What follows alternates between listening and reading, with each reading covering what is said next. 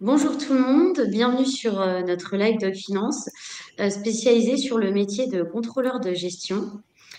Aujourd'hui, on accueille trois intervenants que je vais laisser du coup se présenter. Valentine, je vous en prie.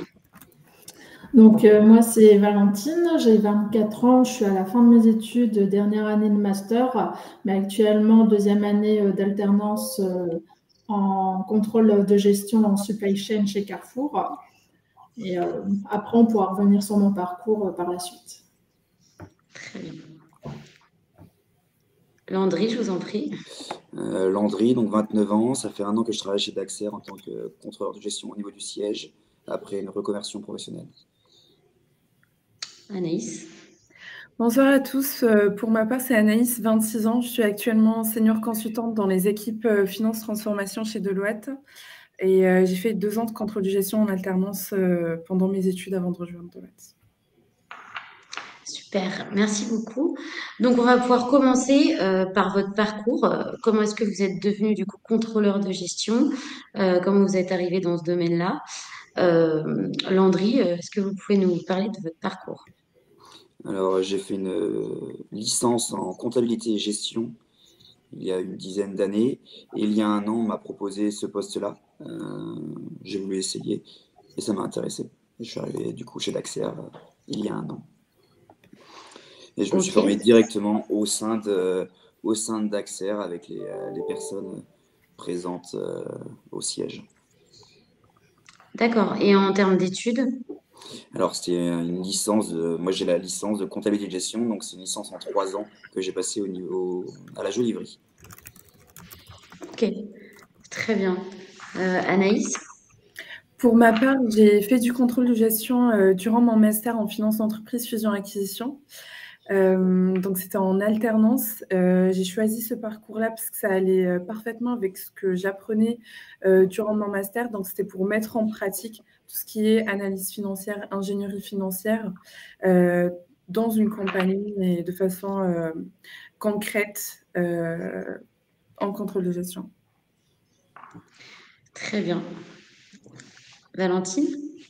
Alors, pour ma part, j'ai pas eu forcément un parcours droit.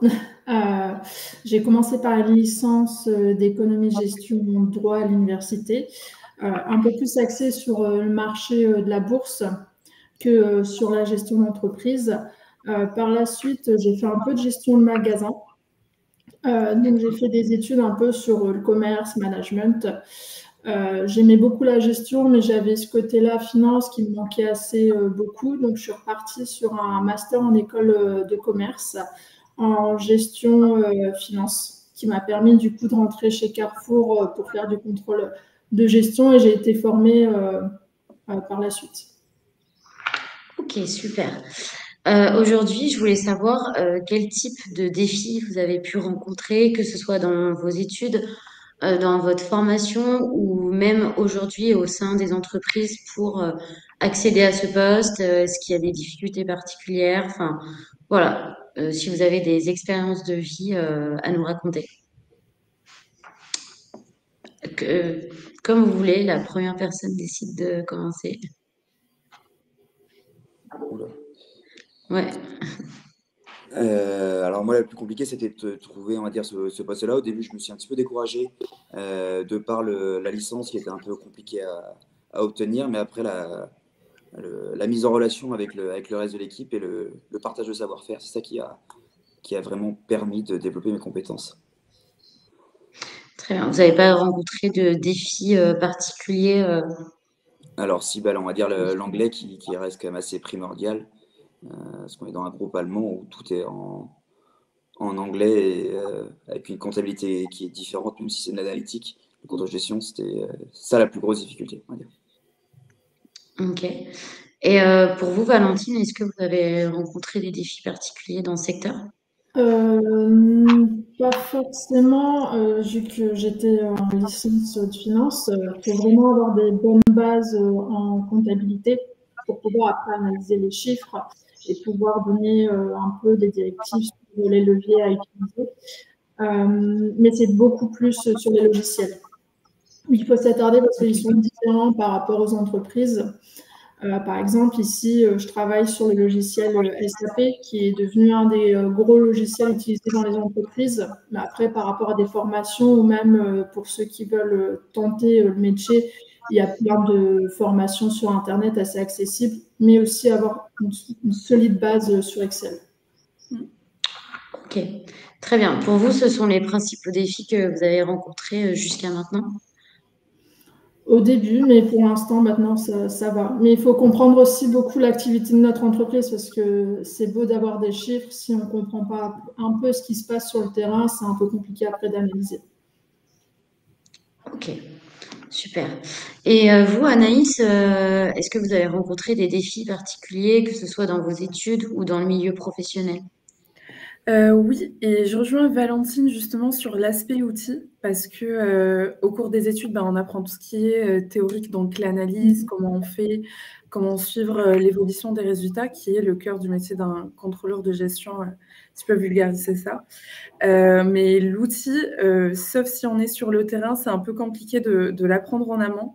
Donc ça va vraiment être cette partie-là où il fallait s'adapter. Et comme elle l'a souligné, c'est pas forcément le même outil d'une entreprise à une autre, d'un secteur à un autre. Il y a des outils qui sont plus avantageux ou qu'on préfère. Donc c'est vraiment la partie outil et la partie aussi soft skill dans le fait de travailler avec des départements différents. Nous, on a des objectifs pour sortir les résultats. Et on est tenu par des deadlines, etc. Donc, le fait de travailler, de se coordonner pour respecter tout ça, c'était aussi un challenge que j'ai rencontré durant mon expérience en contrôle de gestion. Et jusqu'à maintenant, d'ailleurs. Super, merci beaucoup Anaïs pour votre témoignage. Et vous, Landry, est-ce que vous rejoignez Valentine et Anaïs sur les points qu'elles viennent d'aborder? Oui, exactement, sur tous les outils différents, la connaissance de Excel et la connaissance du terrain. J'ai mis aussi du temps à aller sur le terrain vu que je suis au siège et de faire un tour en agence, de voir réellement le terrain, ce qui se passe pour faire un lien entre les chiffres que nous on sort Mhm. et la réalité. Ça aussi, c'est pas forcément simple. Ok, super. Maintenant, j'ai un autre point à aborder avec vous. Je voudrais parler des différentes structures dans lesquelles vous avez pu travailler jusqu'à maintenant. Quels sont votre retour? Quels conseils vous pourriez donner aux étudiants en fonction des différentes structures sur le métier? Voilà, un peu tout cet environnement-là. N'hésitez pas à détailler précisément. Valentine, je vous en prie. Alors, moi, ce que je pourrais conseiller aux étudiants qui peut réellement impacter le CV et aussi aider à rentrer dans le contrôle de gestion, c'est faire des stages. Dès que vous pouvez en licence, essayez de faire des stages, même si c'est pas forcément long. Ça vous apprendra, comment dire, l'aspect du terrain qu'on n'a pas forcément à l'école. Après, un autre conseil que je pourrais dire, là C'est où surtout sur les structures dans lesquelles vous avez travaillé. moi, j'ai Parce fait que un peu de ouais. gestion de magasin, donc j'ai fait aussi tout ce qui est clôture. Donc, quand vous travaillez dans une PME, une petite structure, un petit commerce, ce qui est bien, c'est qu'on peut voir le métier à 360. On ne fait pas la Mhm. même tâche à répétition. Donc, ça peut permettre d'avoir une vision assez grande. Après, maintenant, je travaille chez Carrefour, qui est une plus grosse structure. Là, on a des tâches bien détaillées. On a des process, comme l'a dit Anaïs, on a aussi des deadlines à tenir. Travail en équipe qu'on ne fait pas forcément dans les petites entreprises. Euh, donc, voilà. Ok, très bien. Landry, vous, est-ce que vous pouvez aborder les différentes structures dans lesquelles vous avez pu travailler? Quelles sont les différences? Alors moi, j'ai d'abord des stages il y a longtemps sur la partie comptabilité. Ça fait 1 an que je suis directement au sein du siège. Par contre, je rebondir sur le fait des stages. Oui. Quand vous êtes en stage, il ne faut pas hésiter à demander, parce que les personnes qui sont en place, la plupart du temps, elles sont habituées, elles ont leur routine et elles ont leurs tâches aussi à effectuer. Soyez demandeurs de tâches, d'effectuer les actions, car sinon, nous, la routine, Oui. on enchaîne nos tâches sans forcément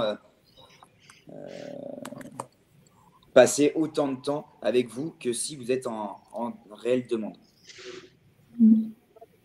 Ok. Anaïs, est-ce que toi, tu as des éléments à donner sur la structure où tu as travaillé en tant que contrôleur de gestion? Oui, ben, pour ma part, c'était dans le secteur bancaire. Enfin, j'ai quasiment fait ma carrière dans le secteur bancaire, stage, alternance, tout. Je pense que tous les secteurs confondus se confondent dans la logique d'un contrôleur de gestion et dans les tâches qu'il a. Comme l'a dit Valentine, ça va être plus dans la taille de l'entreprise où on va faire une différence. Mais dans la logique, c'est la même. Ça va juste être les objectifs, la rentabilité ou les responsabilités qui vont différer. Et je rejoins également Valentine sur les stages. C'est super important de commencer dès qu'on a la possibilité de faire un stage. Pas forcément en contrôle de gestion, parce que pour ma part, j'ai commencé en comptabilité. Mais c'était toujours dans la direction financière, par contre. On reste toujours dans la même direction. J'ai commencé en comptabilité, fiscalité. Et petit à petit, ben, j'ai appris et en complément de mes études, j'ai pu faire l'alternance en contrôle de gestion. Donc voilà, ça se rejoint. Il faut juste rester dans le domaine financier pour pouvoir par la suite intervenir sur des sujets de contrôleur de gestion. Ok, super. Très bien. On a quelques questions qui arrivent. Il y en a un qui demande, est-ce qu'on peut effectuer du stage en étant en classe de première année initiale du DCG? Est-ce que l'un de vous peut y répondre? Je pense qu'Anaïs, tu as un petit peu répondu tout à l'heure. Ouais. Pour commencer, ça peut être bien de faire un stage sur la partie DAF, mais plus en comptabilité que sur le contrôle de gestion, on va plus être sur le master. C'est ça. Après, je ne sais pas si si vous permettent de faire des stages d'observation aussi. Je sais que c'est un peu plus tôt dans les études, mais si vous avez la possibilité de faire des stages d'observation, même si c'est 2 semaines ou autre, pour découvrir un peu le métier ou ce qu'il y a en amont, c'est toujours aussi intéressant. Ok, super. Donc, quatrième point, moi, je voulais savoir avec vous, quels sont les conseils que vous donneriez à un étudiant ou à une personne en reconversion pour faire ce métier, que ce soit des conseils sur les études, sur un type d'entreprise à intégrer, ou ce genre de choses, ou même sur le métier. Alors moi, je sais que pour ceux qui sont en reconversion, il y a des structures qui existent maintenant en formation, par exemple en comptabilité, parce qu'il faut vraiment avoir une base forte en comptabilité pour pouvoir après arriver sur un poste de contrôle de gestion. Et après, vous avez aussi des écoles qui permettent aussi de reprendre vos études en alternance, qui peut être déjà un très bon point pour mettre le pied à l'étrier. Ok, super.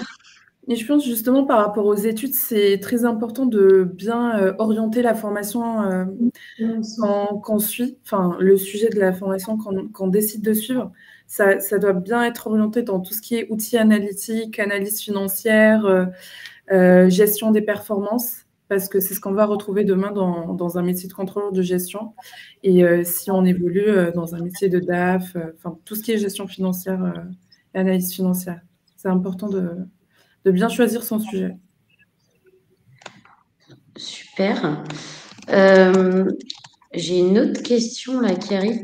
Landry, est-ce que vous avez des conseils particuliers à donner du coup à toutes ces personnes? Le choix de l'alternance aussi, on en parlait tout à l'heure, mais la plupart des entreprises, si elles prennent du temps pour former un alternant, c'est pour le garder derrière. Donc ne pas prendre ce temps-là juste comme une expérience, mais comme un véritable intérêt pour forger son CV et pour du plus long terme aussi. Ok. Du coup, il y a quelqu'un qui nous demande, actuellement, je suis étudiant étranger en France et je recherche à effectuer un stage ou un job étudiant dans mon domaine sur la comptabilité pour améliorer ma performance et mon expérience. Est-ce que vous avez des conseils à lui donner? C'est ce qu'il demande. Pas particulièrement. Enfin, je pense, en plus de enfin, je pense que ce qu'on a dit est assez complet sur, enfin, pour répondre à cette question-là de comment améliorer et compléter son expérience, de ne pas hésiter à faire des stages d'observation ou des stages de longue durée en direction financière sur ces sujets-là. Enfin, de mon point de vue, en tout cas. Après, si la personne recherche à faire des stages, le mieux à faire, c'est se rendre directement au niveau des entreprises. Je sais que maintenant, il existe pas mal de rassemblements d'entreprises pour tout ce qui est alternance ou autre. Sinon, directement sur les sites d'entreprise, des fois, ils proposent des stages. Je sais qu'à Carrefour, sur le site directement, vous pouvez trouver tout ce que vous recherchez, stage, alternance, etc. Pas forcément sur d'autres plateformes par moment, sur LinkedIn ou autre, c'est vraiment sur le site internet de l'entreprise que vous pouvez trouver facilement des informations. Oui, également des structures bancaires, elles ont un site spécialisé pour leur offre d'emploi, mais pas que les CDI, CDD, elles proposent également des stages, des VIE, des alternances. Donc, n'hésitez pas à regarder sur les sites des banques également. Ainsi que s'appuyer sur le réseau de l'école aussi, qui ont beaucoup de contacts. C'est vrai. Ok. Super. Est-ce que vous voyez du coup d'autres éléments à rajouter sur ce métier en soi qui pourraient être utiles du coup pour des étudiants ou des personnes qui souhaitent se reconvertir? Non, Après, comme ça, moi, je oui. rejoins Anaïs, il faut quand même avoir un parcours qui commence sur de la finance, pas vraiment changer du tout au tout. Sinon, il faudrait vraiment reprendre une base en comptabilité. Après, je sais qu'en contrôle de gestion, ce qui est bien aussi, c'est de trouver son secteur. Comme Anaïs, je pense que c'est le secteur de la banque. Moi, c'est plus les grosses structures. Je sais que je préfère la supply qu'en magasin parce que ça bouge. On a tout ce qui est exportation, importation, on a le lien avec les entreprises, les magasins. C'est ce que je préfère, moi. Ok. Et vous, Landry? Je suis plus au niveau du transport routier. Occuper ça, Ok. c'est plus particulier comme domaine. Un secteur plus particulier. Ok. Après, Très ce qui est bien.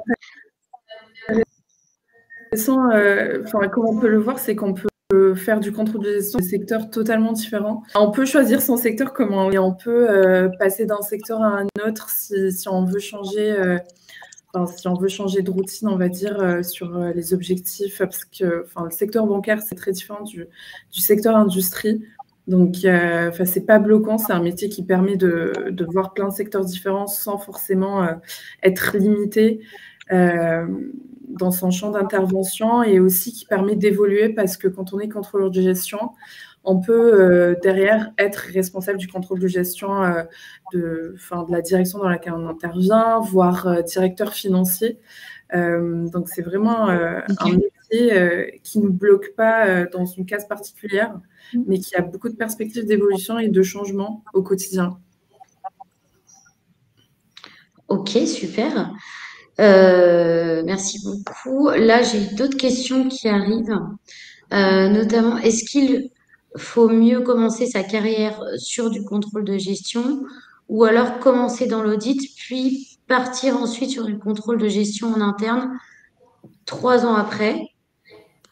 Et la personne rajoute, que peut-on avoir comme évolution quand on est contrôleur de gestion? Est-ce que c'est possible d'être contrôleur et de devenir futur DAF? Vous voulez peut-être que je vous répète la première question ou c'est clair pour vous? Moi, c'est clair pour moi. Ok, si chacun a quelque chose à dire sur cette question, je vous laisse prendre la parole. Yes. Je vais commencer du coup étant dans un cabinet, dans un Big Four. Personnellement, je conseille beaucoup de commencer dans le secteur du conseil. C'est un secteur qui est très formateur. Après, il faut le vouloir. C'est un secteur également qui est très exigeant. mais c'est très formateur dans tout ce qui est autant hard skills que soft skills, c'est autant la façon d'être et d'interagir avec les équipes, les clients, etc., que dans son travail, dans sa rigueur, etc. Donc, si tu as l'occasion, pour ma part en tout cas, si tu as l'occasion de faire de l'audit en amont, vas-y, que ce soit pour 2-3 ans, ça dépend de tes objectifs. Mais c'est très formateur, on apprend beaucoup. Et en effet, ça peut beaucoup aider par la suite si on souhaite devenir DAF. Parce que le métier de contrôle de gestion, oui, il permet des années après, avec l'expérience de devenir directeur financier, mais avec une expérience en plus en audit, qui est très spécifique à la finance d'entreprise, ça dépend de ce que tu veux faire par la suite, ça peut t'aider à accélérer, le fait d'atteindre ce but-là. Ok, donc tu conseilles le conseil d'abord et ensuite de switcher sur ce métier-là. Oui. Ok, super. Valentine, Landry, est-ce que vous avez des choses à rajouter sur cette question? Sur la deuxième partie de la question, un peu, c'était aussi sur les éventuelles Évolution? améliorations du Ouais. métier. Et Ouais. l'avantage du contrôleur de gestion, c'est qu'il touche un peu à tous les services. Il va faire du client, il va travailler avec la comptabilité, il va travailler avec le financier, il va travailler aussi avec la production. Et il y a beaucoup de contrôleurs de gestion qui après ont évolué sur d'autres postes plus importants sur ce côté-là. Et après, Ok. oui, le conseil, c'est primordial, mais ça, je ne connais pas assez, moi, pour éclairer là-dessus. Ok. Valentine, vous souhaitez rajouter? Moi, je rejoins Anaïs que le conseil, ça peut être très formateur parce que c'est beaucoup d'observations, je pense, et on voit un peu de tout au niveau des secteurs. Que, par exemple, moi, dans mon métier, mon poste actuel, je vois vraiment que le secteur de la supply. Donc, il faut quand même avoir de l'observation, connaître son secteur. Et je sais que j'ai dû demander à aller sur le terrain pour pouvoir comprendre les chiffres et pouvoir m'adapter du coup à l'entreprise au début. En effet, on voit beaucoup de secteurs différents. Ce qui m'a d'ailleurs poussé à faire du conseil, c'est exactement ça, c'est le fait d'avoir la possibilité de faire, entre guillemets, le même travail, mais dans des secteurs différents. Donc, on voit la subtilité entre secteur bancaire, industrie, d'un client à un autre, d'un besoin à un autre. Donc, on couvre vraiment un large éventail de sujets qui sont liés à la finance. C'est super intéressant. Mais je pense que oui, l'audit, ça peut ouvrir un peu plus de portes que commencer directement par du contrôle de gestion. Et je pense même au niveau de l'évolution pourrait être beaucoup plus rapide que faire directement du contrôle de gestion, si c'est l'objectif par derrière. Ok. Et en termes d'évolution, est-ce que contrôleur de gestion peut permettre de devenir un futur DAF? Oui, bien sûr. Après, je sais que moi, dans ma structure à Carrefour, on a beaucoup de hiérarchie. Ouais. On prend assez beaucoup de temps pour évoluer. Mais après, je sais qu'il y a certaines entreprises qui font des formations en interne pour pouvoir évoluer. Par exemple, nous, chez Carrefour, on a ce qu'on appelle l'école des leaders, qui forment les futurs cadres à l'évolution de leur carrière. Et on a une partie finance. Mais après, voilà, il faut voir s'il y a des postes pour évoluer, etc. Ça dépend aussi du type d'entreprise. Il y a certaines entreprises qui vous permettra d'évoluer plus facilement que d'autres. Ok, super. Et sinon, j'ai une autre question là.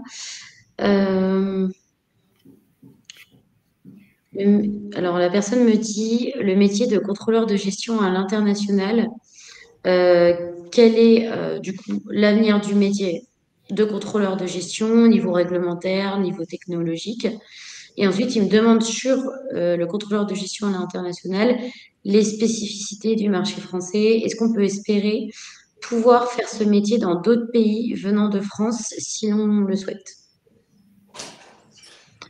On va peut-être répondre à la première, l'avenir du métier contrôleur de gestion, niveau réglementaire, niveau technologique. Je vous en prie, c'est la personne qui souhaite. Moi, je pense que la valeur ajoutée d'un contrôleur de gestion, ça va vraiment être dans ses analyses. Ça va pas être dans le fait de sortir des chiffres ou autre. là, justement, la technologie vient faire son travail pour être plus rapide de ce côté-là. Mais ça va vraiment être dans l'analyse. Donc, disparaître, non, parce que je ne pense pas que ça soit quelque chose qui peut être remplacé par de la technologie. Oui, on peut dire, voilà, ça a augmenté, ça a diminué. Mais derrière, il faut réfléchir à une solution pour pallier à ça, des vraies actions, mettre en place un vrai plan stratégique. Donc, de ce côté-là, je ne pense pas que ce métier est voué à disparaître dans le futur. Parce qu'il y a une réflexion derrière qui est purement humaine, qui ne peut pas être remplacée par une technologie. Ok, super. Est-ce que vous souhaitez rajouter quelque chose, Valentine ou Landry? Non? Ok, pas de souci. Oui. Et allez-y, Valentine. De mon côté, je pense que c'est plus les métiers de comptabilité aujourd'hui qui sont voués à évoluer vers du contrôle de gestion par rapport au fait que maintenant, tout ce qui est facturation, etc., c'est en automatique. On a les jeux logiciels pour. Mais je rejoins aussi Anaïs, il faudra toujours avoir un regard extérieur, surtout qu'on travaille avec des grosses équipes, pas sur le même domaine d'activité, mais aussi avoir un regard extérieur sur l'activité, c'est super important, je trouve. Et il y a des choses qu'on ne pourra pas forcément remplacer avec la technologie aujourd'hui. Totalement. Ok. Et du coup, pour l'autre question, du coup, sur le métier de contrôleur de gestion à l'international, quelles sont les spécificités du marché français? Est-ce qu'on peut espérer faire ce métier dans d'autres pays si l'on vient de France? Est-ce que vous avez des réponses à apporter à cette question ou pas? Moi, pour revenir sur cette question, je travaille à Carrefour, on est une grosse structure qu'on travaille un peu à l'international. Donc, on a les possibilités de travailler sur différents secteurs. Par exemple, nous, on peut travailler avec le Brésil, l'Argentine, etc. La réglementation est différente. Mais je ne sais pas si parmi vous, il y a des personnes qui ont étudié ou travaillé la consolidation qui permet de comparaître après nos différents bilans d'activité par rapport au pays. Et après, il y a aussi possibilité de travailler aussi à l'étranger en étant étudiant français. Vous avez, par exemple, dans les entreprises, les grosses structures, la possibilité de faire un VIE jusqu'à 26 ans avec une aide que je conseille grandement pour avoir de l'expérience si on veut travailler à l'international par la suite. C'est une grosse opportunité si vous le pouvez. Ok, super. Bah, merci beaucoup pour ces informations, Valentine. Landry, Anaïs, vous avez... Après, oui, on Non. peut travailler aussi à l'étranger. Le principe reste le même. C'est plus les règles comptables qui vont principalement être modifiées. Nous, les chiffres, ils sont plutôt cohérents, les mêmes quel que soit le pays. L'analyse du métier va être la même.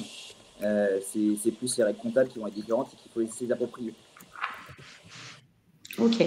Ouais, totalement. Et juste pour les règles comptables, il y a une norme comptable justement internationale que toutes les entreprises, quand elles sortent comment on appelle ça, les reports financiers, elles sont obligées de les sortir avec les deux règles, soit celle propre à leur pays, en plus de la règle internationale, l'IFRS ça s'appelle, soit que en IFRS, en norme internationale. Donc, quel que soit là où vous travaillez, la norme internationale est appliquée dans les reports financiers. Donc, comme le disait Landry, le principe reste le même. On a les résultats, on va les analyser, mettre en place une stratégie. Et ces résultats-là, ils sont tous normés de la même façon. Justement, l'idée, comme le disait Valentine, chez Carrefour, elle travaille avec plusieurs pays différents. Et l'idée, justement, c'est que tous ces pays puissent se comparer entre eux pour voir ce qu'on fait chez tel pays ou autre qui performe le mieux, etc. Donc, il n'y a pas de sujet de ce côté-là. Il faut juste maîtriser l'anglais. Quel que soit le pays, ça sera en anglais. Mais sinon, il n'y a pas de sujet. Super, parfait. Il y a encore deux petites questions. Il y a quelqu'un qui demande, mon objectif professionnel est de devenir un jour expert comptable. Et là, je viens de commencer le parcours. Je suis en classe de première année de DCG dans un établissement privé. Est-ce que vous auriez des conseils pédagogiques à me donner? Est-ce que vous voyez des éléments? faire des stages dès que possible, faire des stages pour pouvoir affiner son expérience et pouvoir avoir, comment dire, un super bon CV à la suite pour travailler dans une entreprise, dans un cabinet. Et par la suite, ça ira tout seul. S'il y a l'expérience, s'il y a les diplômes et les compétences par derrière, il n'y a aucun problème pour devenir expert comptable. Super, merci beaucoup. On a une autre question. Est-ce que si on a juste fait un master en contrôle de gestion, sans expérience en alternance, est-ce que c'est facile d'intégrer un poste de contrôleur de gestion junior ou si on avait fait d'alternance, c'est compliqué? Je pense que ça sera toujours plus simple d'intégrer ce poste-là si on a une expérience en amont, que ce soit un stage ou une alternance, parce qu'on sait déjà à quoi s'attendre, entre guillemets, et je pense que le recruteur va se dire, OK, il sait déjà ce qu'on attend de lui. Mais c'est pas non plus impossible. Enfin, le master étant spécialisé en contrôle de gestion, il n'y a pas de sujet pour trouver un poste.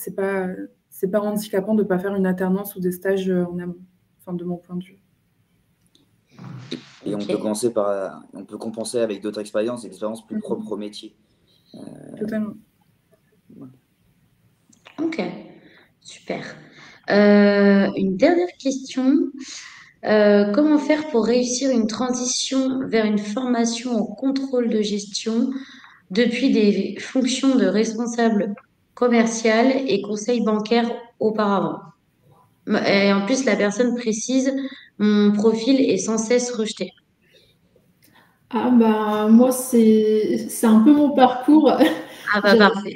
J'avais fait une licence en finance, comme je l'ai dit, axée sur les marchés de la bourse. Et après, en fait, je suis partie dans le commercial où j'ai travaillé dans un magasin. Puis après, j'ai fait de la gestion de magasin. Il me manquait ce côté financier pour faire du contrôle de gestion que je préfère.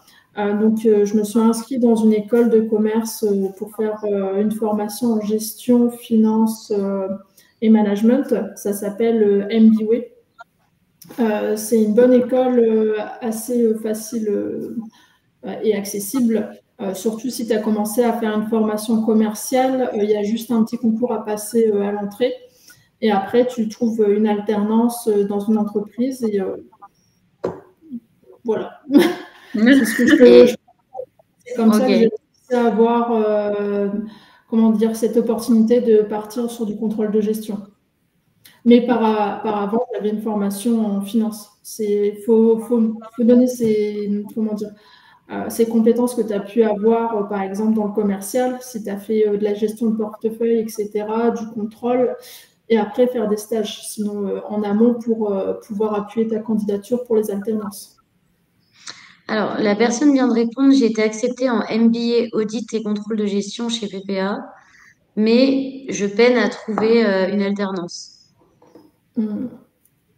Et si tu pouvais juste marquer ce que tu as eu comme expérience professionnelle avant, juste pour peut-être te conseiller par rapport à ça. Alors, attends. Je pense qu'il t'écoute là, mais on va voir. Quelles sont tes expériences?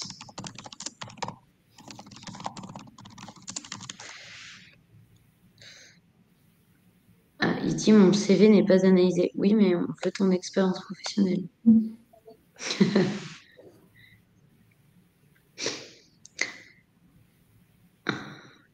En attendant la réponse d'Aristote, ah, ça y est, Aristote nous répond. Entre-temps, il y a une autre question.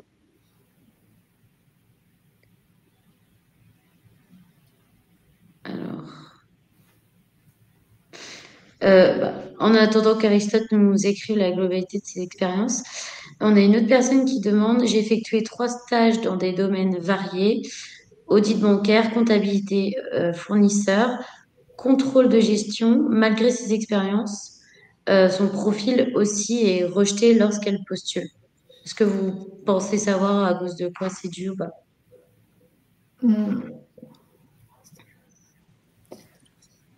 Après, sur les sites des recruteurs, il y a généralement un outil qui trie enfin, qui se base sur des critères particuliers. Donc, je pense qu'il ne faut pas hésiter à être un peu pushy, comme on dit, vraiment à forcer le destin, littéralement. Ouais. Enfin, moi, ce que j'avais fait, en tout cas, avant, j'allais dire plus jeune, mais je ne suis pas aussi vieille que ça. Je me déplaçais en physique.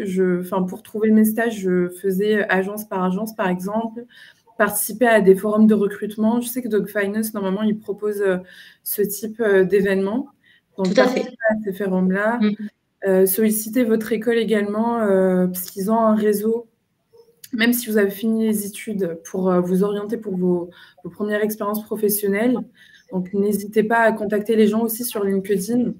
Les recruteurs qui postent les offres d'emploi et à faire appel à votre réseau également.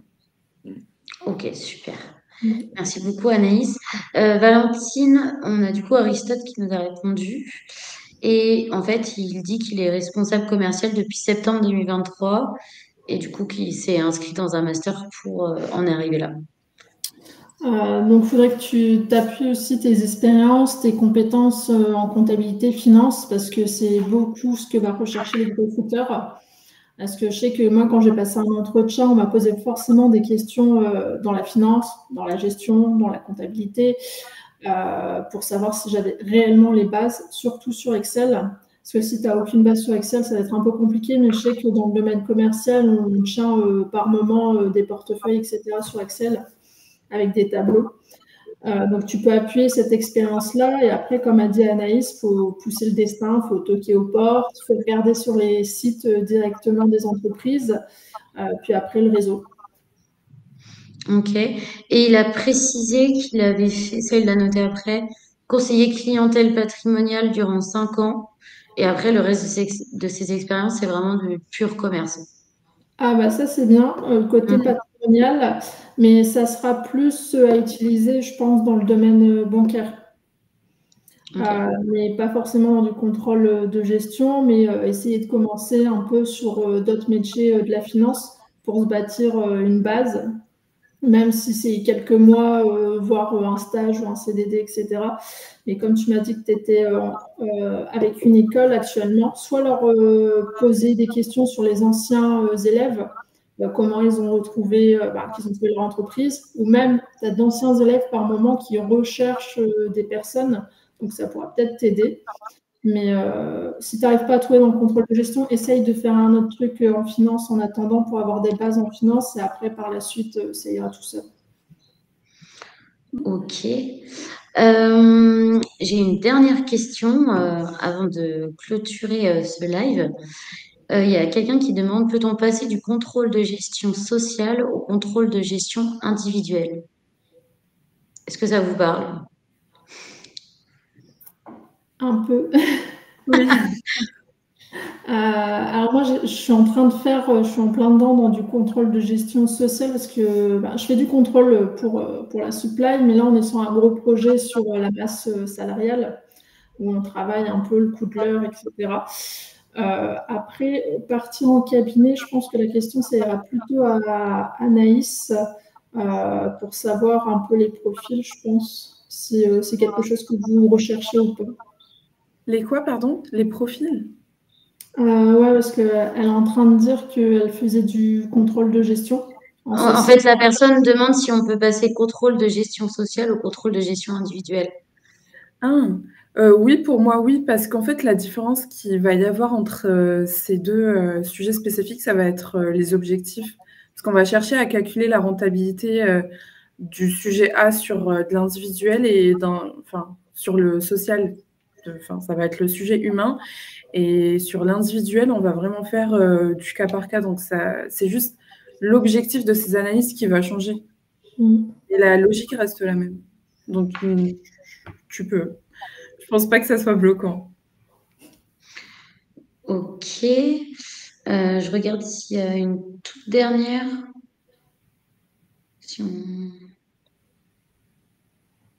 Alors, il y a Jean qui nous demande pourquoi les recruteurs demandent-ils si on comprend le secteur alors que l'analyse des performances suffit pour le métier de contrôleur de gestion?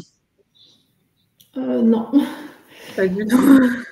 Non, non, en fait, le secteur, c'est hyper important parce que au niveau de tes KPI, tes taux de performance, etc., ils sont complètement différents par rapport au secteur.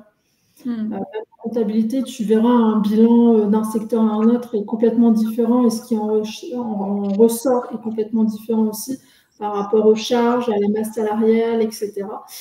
Donc, il faut vraiment connaître le secteur pour pouvoir analyser les chiffres. C'est ça.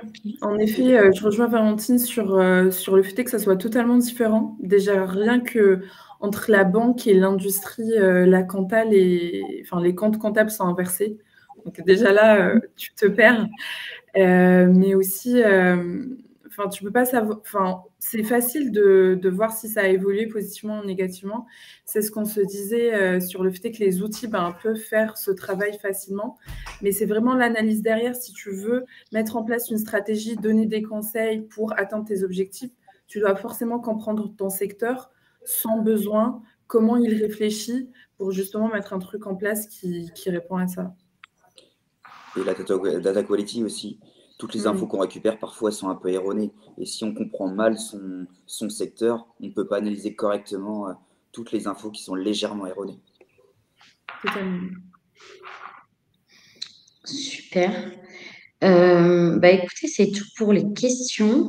Est-ce que vous voulez rajouter un petit mot pour la fin ou c'est bon pour vous? Non, Valentine, Anaïs, Landry?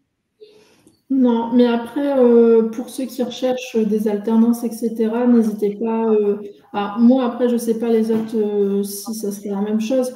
De faire un tour sur mon compte LinkedIn, j'essaierai de partager, ça peut toujours servir.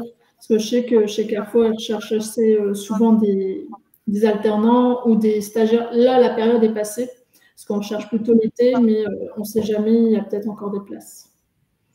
Ok, super. Parfait. De mon côté également, je sais que Deloitte recrute, enfin, ils recrutent très en avance les cabinets enfin, les Big Four en général. Là, je sais Mhm. qu'ils recrutent pour, enfin, l'année prochaine des stagiaires alternants. Donc, pareil que Valentine, je te rejoins. N'hésitez pas à faire un tour sur mon profil et cliquer sur la petite annonce qu'on repartage généralement. Très bien. Landry? Dexter, nous aussi, ça recrute beaucoup. Et pareil, c'est 6-7 mois à l'avance. Parce que la règle, c'est les premiers servis. Bah, souvent, on se dit que c'est ceux qui ont anticipé. Et dans ce métier-là, ceux qui ont anticipé, ils sont en avant. Donc, enfin, un petit peu, on va dire, meilleurs, si on peut dire. Ouais. Et puis, n'hésitez pas à vous déplacer, que ce soit directement aux agences, mais même au sein de la France, pour trouver le poste adapté à vos compétences. Ok. Sinon, il y avait une dernière question pour les stages. Si vous voulez aller directement sur le site de Carrefour, je sais que vous pourrez trier au niveau des stages pour trouver s'il y en a qui correspondent à ce que vous recherchez. C'est rapide et simple. Super. Merci beaucoup. On va pouvoir clôturer ce live. Merci Valentine, merci Anaïs et merci Landry d'avoir répondu présent et d'avoir répondu à toutes les questions. Je vous souhaite une bonne soirée et merci beaucoup. Merci.